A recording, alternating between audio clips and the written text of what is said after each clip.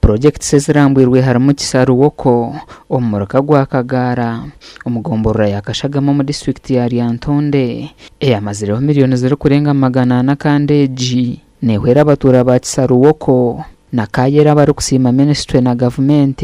ahabo kubahonese byagana omutwatu kubi umunonga tukunwa neza abana bitwa kubari mushiza abana bitwa kubari nkorro kaza tapu twabine tapu zanize ndanga abantu babatu aha n'ishomero ryitahi abanga hishomero goshangana banywa mizimari kunka hati abana no kugira ataka kumurira hata amizimari atabana bitu abantu bagira ngo abana babo bakabana babatanda no kubatwekeze ndaro bwe bagira habedo bafita hamizi kandi nabamwe bakaba bagombede bebe bafa tebajafuna mbuto lokubesonga tebacha abali bazibafanisa tebacha ina access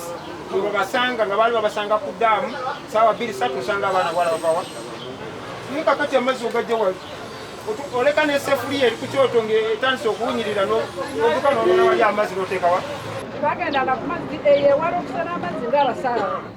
kati ogenda okutuuka ye bako omusajja gamba olusi wabadde ogenda mu bwenzi nga buli lunaku nga mulina okulwana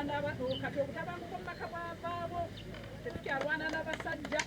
kubanga amazi ogatemaawo ng'akulengera n'ogaleete bakanofuuza projekiti endiijo y'abaministure bashyikireho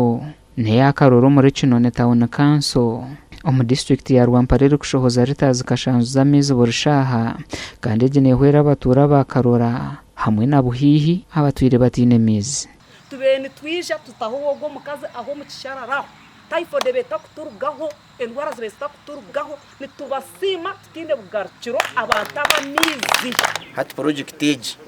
abana bitu nibaza kuba nibanaba all the time. They are drinking safe water, so they don't lack any water at all. Project ege mazireho miliyoni zo kurenga rukaga kandi abatura bashabirwa kurinda project ezi zihangari birebe twajikwaza twajikunda twakoragana na chairpersons bitu abembezi bitu aba committee abebyanga aba district na ine kinde kikubura buramu ni ata project ege ni nkombero gwawe Nowero Muhanji agarushire yashaba abatura kurinda ibyo bahangwa babana bacenda kuba binamizi ebishara byo kureba ibyondi byo kureba habyona norebe emisere yetorire bishara nango ntwenda kasente na ka school fees konka twagama tutema emitinzi tuteme bishara amiza hansa gumana gacenchukana gahwayo muronga project ezi nizimwe hari za project 250 ezi ministry kozuru mu myanya mike okwetorora ihanga ryona gasha kwa Aidan Bataringaya.